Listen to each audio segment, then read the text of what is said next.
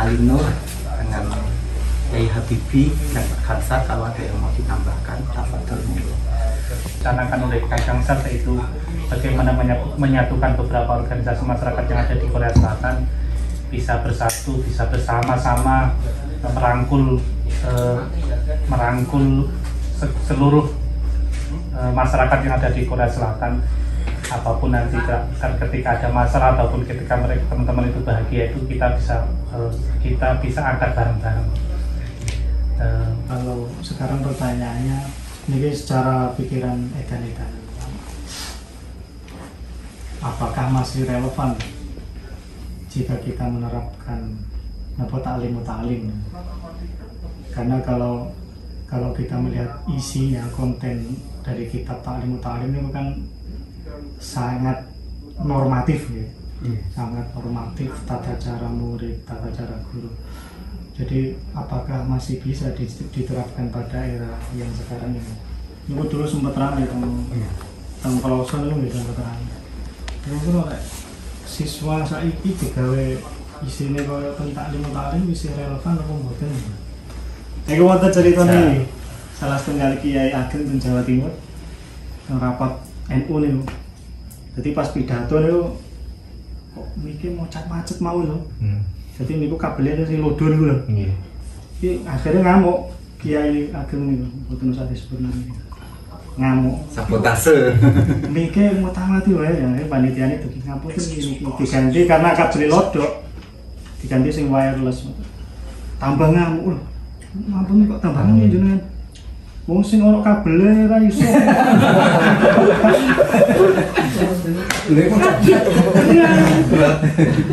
Bismillahirrahmanirrahim. Assalamualaikum warahmatullahi wabarakatuh. Waalaikumsalam warahmatullahi wabarakatuh.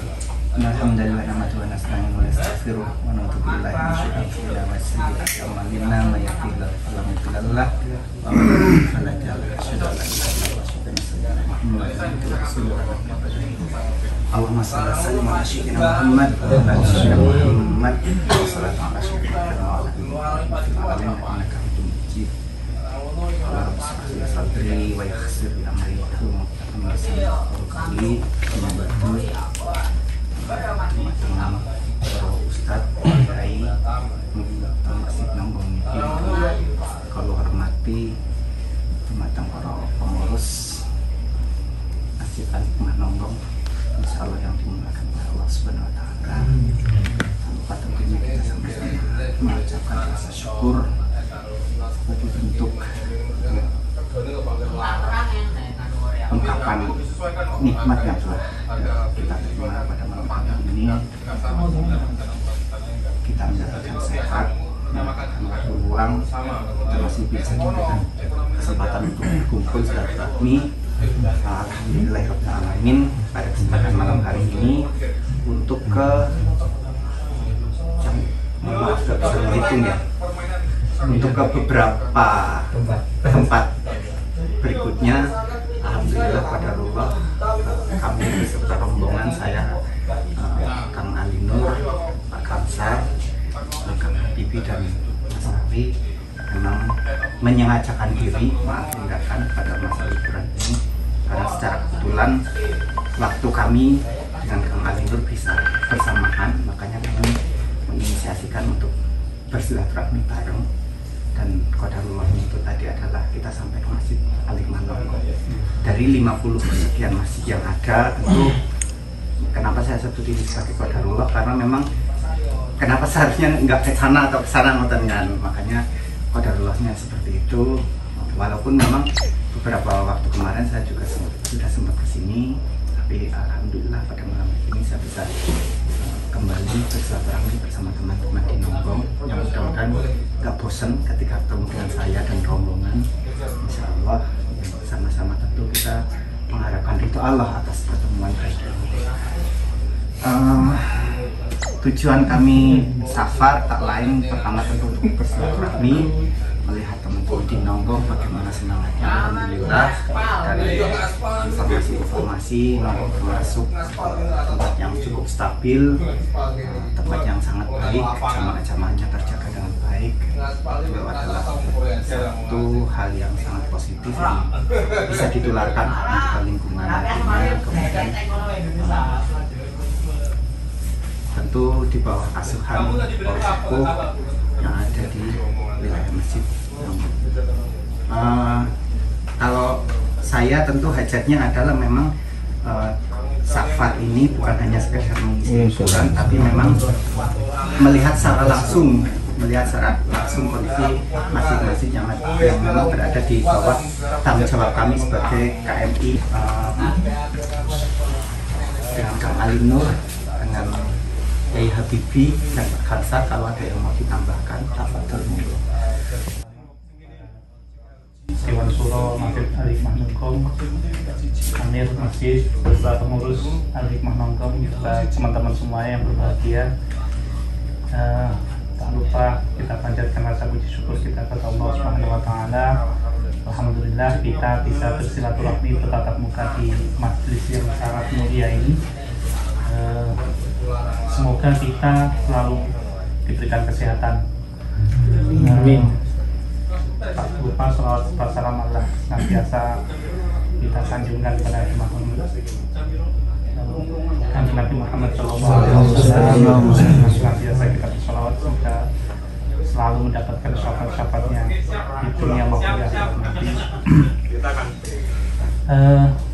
Menambahi mawon dari Bapak Presiden KMI aturaken, tentunya pertama tujuan kami hadir rawuh memiliki silaturahmi, nyambung rasa, nyambung silaturahmi dumateng teman-teman Masjid Al-Hikmah Nongkom. Tentunya kula nuwun nggih niat nyambung silaturahmi dumateng teman-teman semuanya. Kedua kalinya kami dari PCNO beserta rombongan dengan KMI dan juga Kang Khalsa dan Yai Habibi. Semoga kehadiran kami tidak merepotkan teman-teman semuanya. Tentunya apabila kami merepotkan ya cuma pangapunten nggih ngajar. Rene repot ya, ini kopi, ini pai panganan. Kok pengira sopan atau apa nggih kula nyuwun pangapunten. Selanjutnya tentu selaku PWCI NU Selatan saya mewakili. Intinya kami punya sebentar lagi kami punya agenda besar, yaitu ingin mengadakan konvercap. Jadi kami mohon donga pangestunipun dumateng teman-teman semuanya, dumateng para alim, para ulama, teman-teman yang ada di sini semuanya. Semoga hajat kami yang insya Allah akan dilaksanakan bulan depan dimudahkan dan dilancarkan oleh Allah Subhanahu wa Ta'ala.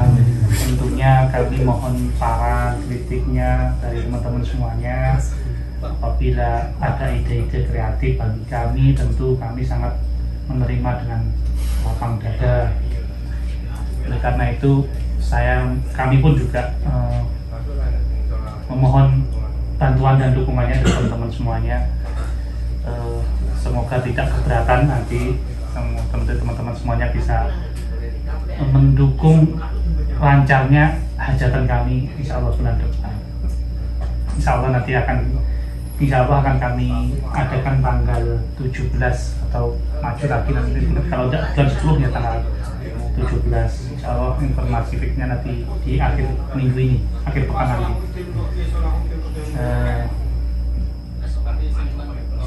Tentunya hajat-hajat seperti ini tanpa ada doa dan dukungan dari teman-teman semuanya kurang afdal, kira-kira kurang sempurna lah. Jadi dengan hadirnya teman-teman semuanya melalui doa, melalui pikirannya, melalui tenaganya, tentu sangat kami butuhkan, dan tentu kami sangat dengan bangga dan senang hati untuk bisa menerima bantuan-bantuan dari teman-teman semua. Terus di warung ini apa warung apa Pak Tes? Bro, ini dari bawah. Telepon saya ini. Ya intinya nanti masih kami jagung-jagung, jadi jenak di keluar nuwun. Intinya nanti setelah jagung-jagung dan tambah jenak maneh di asik lah. Tapi tentunya mboten usah merepotkan tuan rumah, tapi tadi wau sampun direpoti ten atasan riko. Tenang mawon, niki sudah selesai dengan Insya Allah. nikmatnya. Tentunya kita sangat senang hati dengan kopinya ini yang sangat kami tunggu-tunggu. Kopi di sing nunggoni Oh iya. Titik sing nunggoni kopi di sing Ya, dengan diskusi-diskusinya dan ngobrol-ngobrol. Mungkin dari teman-teman kan nanti ada yang bisa diungkapkan ke Pak Presiden KMI, ke Kang Kamsar. Tentunya masing-masing dari organisasi punya program-program masing-masing.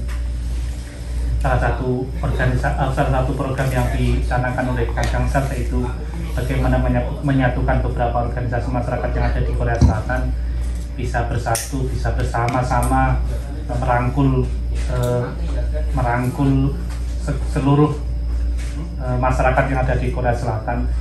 Apapun nanti ketika ada masalah ataupun ketika teman-teman itu bahagia, itu kita bisa angkat bareng-bareng.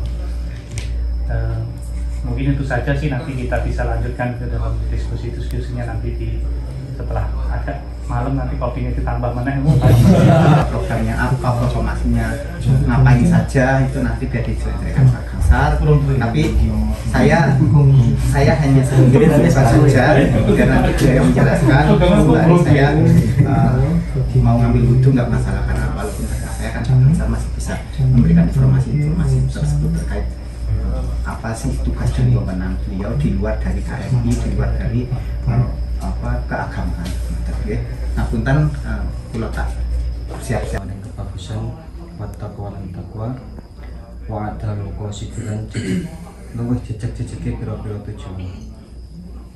Wa utawi ilmu fakih iku ilmu al-hadi kang nuduhake ila sanani muda marin dalane kebagusan. Dalane pitutur. Wa utawi ilmu fakih iku al-hisnu minangka benteng. Yang jika ngelamatake benteng min jawi isyadaidi saking pira-pira sekabehane panca bahaya.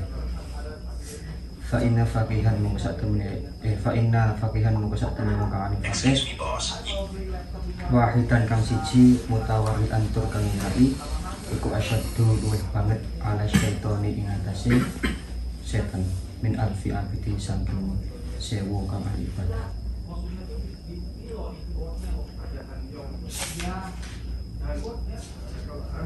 Kata-katahan niku ngantuk malih dan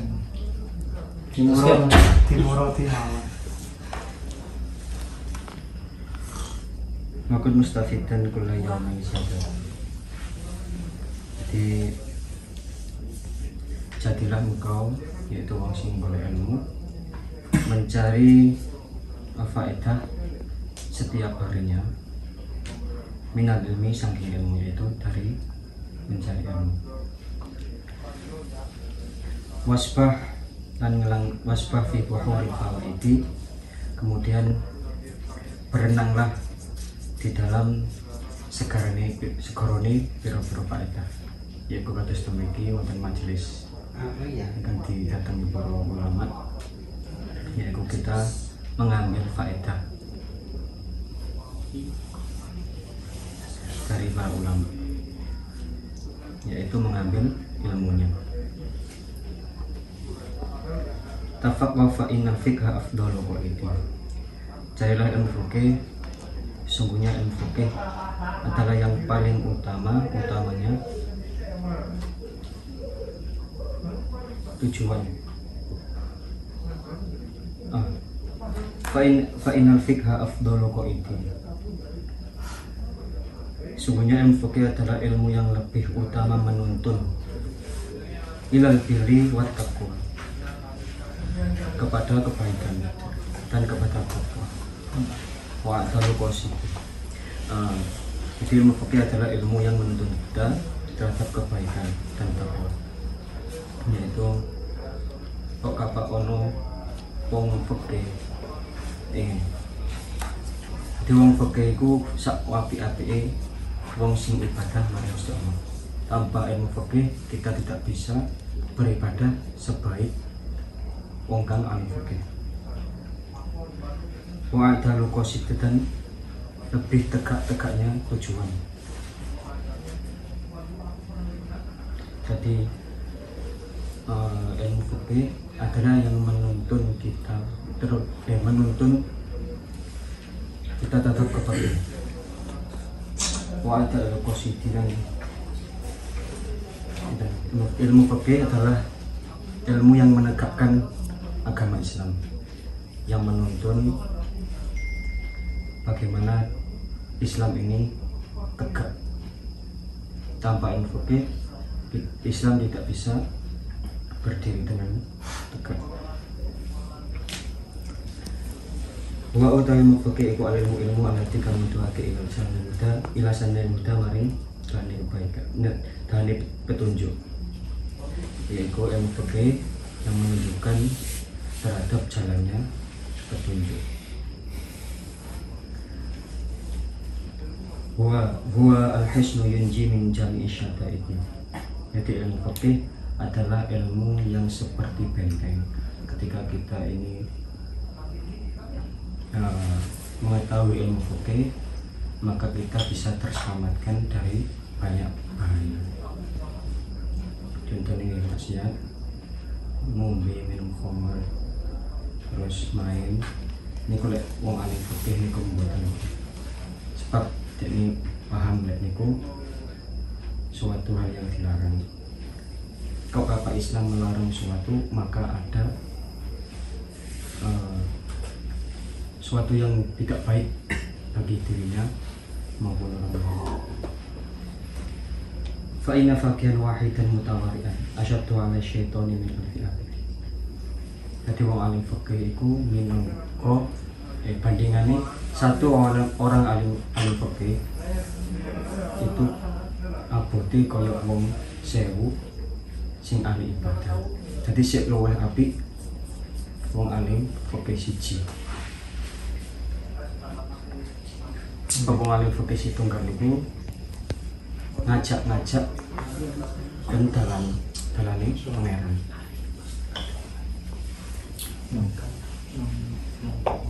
Boleh dibuka pertanyaan nih, mumpung kesengal. Oke.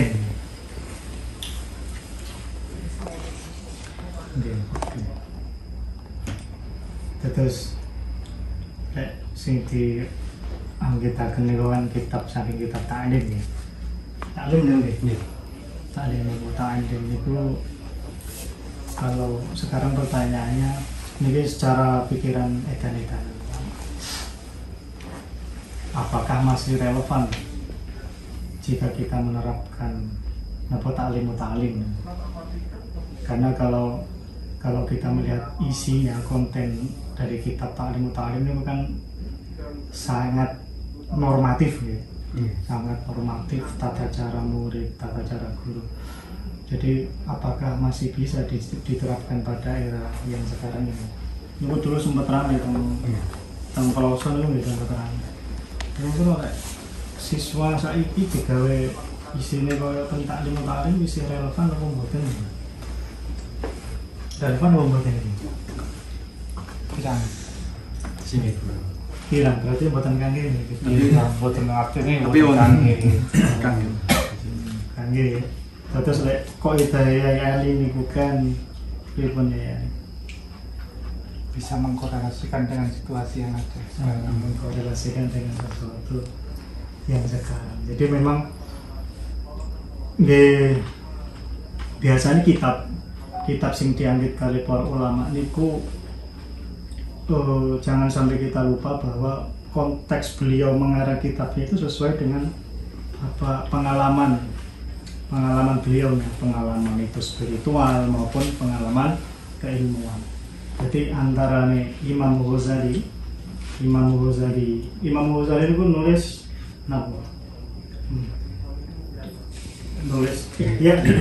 nulis hiasan darinya kalau usul falsafi. Jadi beliau itu sempat menentang filsafatnya Plato, filsafat Yunani itu tetap menentang. Tapi secara tidak langsung isi ini ihya ini mbak, ini filosofi. Dia namanya. isinya tidak langsung itu filosofi. Jadi ada dinamika perubahan-perubahan yang mendalami ketika beliau itu mengarang kita. Terutama kados Imam Syafi'i, konteksnya fikih Imam Syafi'i wonten qaulul qadim, wonten qaulul jadid. Jadi qaulul qadim ya berdasarkan apa yang beliau alami ketika waktu itu, ketika masih stay. Kemudian beliau pindah, ya kondisi masyarakatnya berubah, otomatis hukumnya berubah. Makanya tentang fikih niku nggih penting, tapi luwih penting malih sinau napa usul fikih. Jadi usul fikih niku jarang kan iki pondok teng Indonesia yang mempelajari tentang usul. Paling mentok niku fikih. Atau gore pasien bajuri gitu. Tapi usul fikih atau napa warokot niku malah kalau asbah wan nadhair niku jarang dikaji. Padahal itu sangat penting. Karena apa? Karena melatih nalar hukum fiqhiyah kita. Jadi teng kitab Fathul Qorib niku sae, teng kitab Fathul Mu'in niku sae. Tapi ada beberapa yang sudah tidak bisa diterapkan kan zaman sekarang. Jadi caranya pripun bisa menyesuaikan dengan nalar usul fikih. Dan pun abot-abot rencang-rencang kan tanglet kan Ismail. Pripun iki hukumnya piye? Boten usah nderek sinau usul fikih saniki wis teko medamel. Tapi lek pesan kula medamel yo aja lari dipikir gasine. Ya sekali-kali mikirnya masjid, mikirnya kegiatan, mikirnya sing barang ilmu dengan iki macam kita. Rawe ya ini iki kate dipijetin ngoten iki. Kadang dawe. Bawa sini langsung ngedalke fresh kan iku kode. Santrine udah paham ya. Sinyal nih. Santrine udah paham nih. Kan kodenya mastur nih. Berarti tertutup. Iya. Berantem Uwais Al-Qarni itu pernah dawuh la yaqbalullah min abdihi amalan yahtamu bi amri rizqihi. Pangeran niku mboten nampi amale kawulane, lek kawulane niku sih mamang karo urusan rezeki. Sih mamang niku mamang mawon. Niku mboten diterang. Sih mamang sih ragu. Jenengan pun mboten usah mamang untuk saksi masuk ke kene. Iya. Jadi saat ini sing dipikir iki nggih masjid ditambah syiar agama, syiar Islam. Terus kalau sampai ke masjid jangan lelah dan jangan sampai bosan menunjukkan kita itu rahmat, sayang, boten jotos-jotosan, boten apa malah tembak. Tunjukkanlah warga sekitar bahwa kita itu masalah rezeki belum ketemu sama tiap akhir bulan ya masalah bulan Mungkin supeng ya. ada rekeningnya Namung lewat ya. jadi konteksnya nih gua aslinya like, dikembangkan skalanya diperlebar nih gua yang buatan fikih segala ilmu, segala pengetahuan itu sebenarnya baik.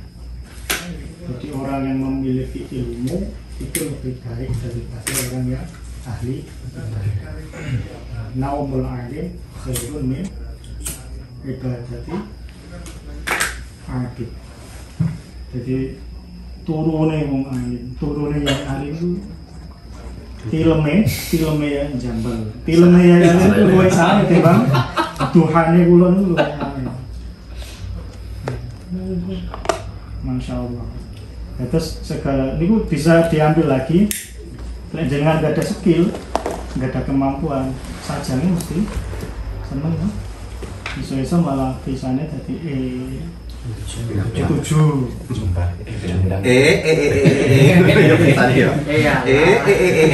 Itu kita skalanya diperluas. Oh ternyata ilmu itu penting, skill itu. Jadi kalau kita persempit lagi fikih ya orang yang ahli fikih, apalagi yang tadi wirai ahli fikih, fuqaha, tur wirai orang sesuai atas. Contohnya ganti lah. Anjing dipraktekin anjing sampean film. Kode niku kode.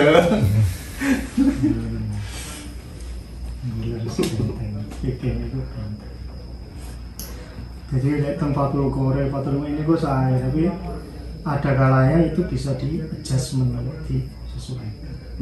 Terus kawa itu fikih itu usul fikih sesuai.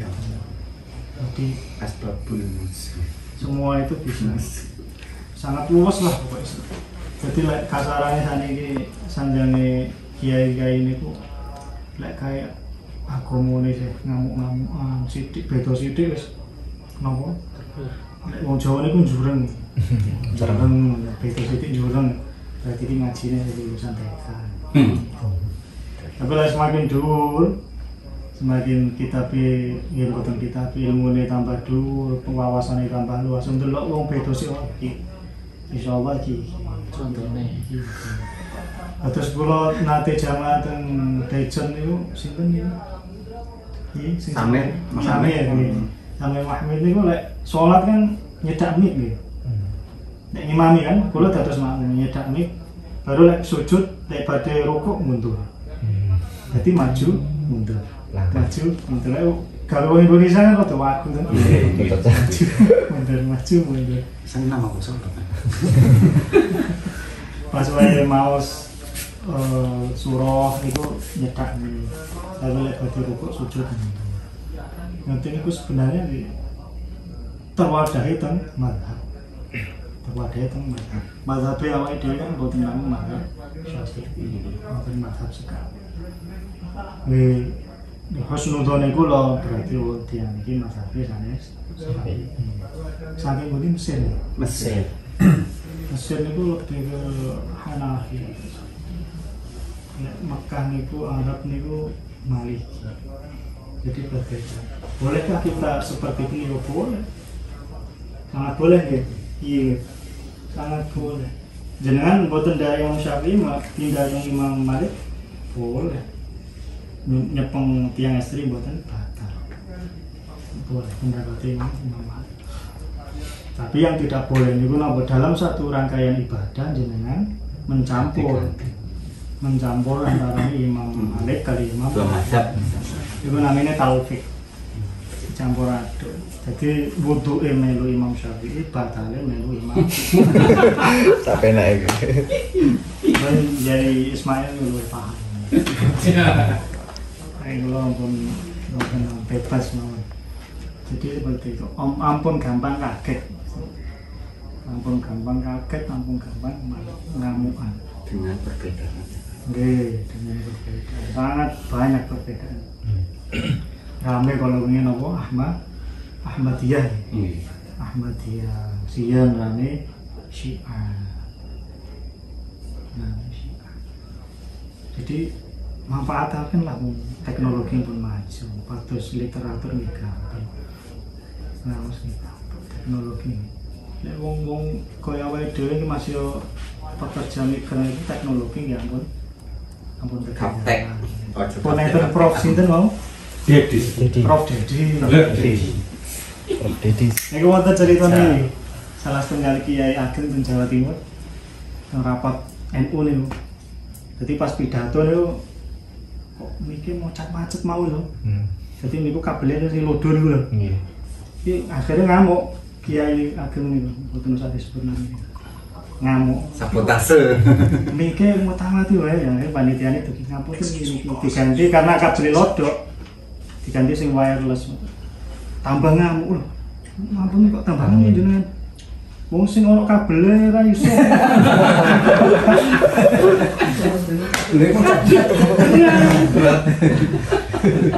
Iya ini kok kapten. Ya teknologi ini kok gitu. Iya, iya.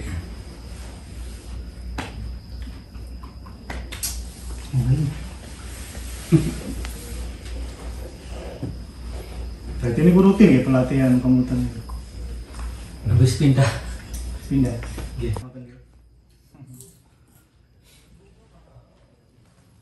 Terus kalau sampai ke masjid, mau dasar mau, kita punya kapabilitas untuk memahami teks Al-Quran dan Sunnah, ya monggo kita bermadhab. Tapi lek dereng punya, ya lebih baik bermadhab. Biasanya kan geloranya nih gelora, slogannya nih kan kembali apa? Kalian apa sing populer kepakkan saya. Wah, iki. Mau tim sukses nih. Bahaya. Bahaya. Kasar. Lah kembali ke Quran dan Sunnah niku carane piye? Carane piye? Olehmu memahami niku carane piye? Padahal perangkat untuk memahami Al-Quran dan Sunnah ini buatan gampang. Nah, karena niku gampangnya dia pun derek madhab. Karena imam-imam madhab niku sudah merumuskan beberapa pemikiran beliau itu berdasarkan perangkat keilmuannya beliau. Jadi mengumpulkan hadis. Beliau sudah hamilul Quran, kemudian hafal beribu-ribu hadis. Awalnya dia pada bermadhab, hadisnya hafal pinten. Buatan bermadhab itu hadisnya hafal pinten. Ampun hafal, ngerti maksudnya hadis itu ngertos nopo boten. Ngertos nopo. Jadi kenapa kita itu bermadhab ya itu lebih gampang nih. Terus nderek nopo sing pun di standarkan oleh imam madhab. Jadi cara kasarane kenapa kok kowe iki melu Indonesia? Kok ora Malaysia, kok ora non state? Aku tak gawe negara dhewe. Gawe ora iso. Gawe ora iso.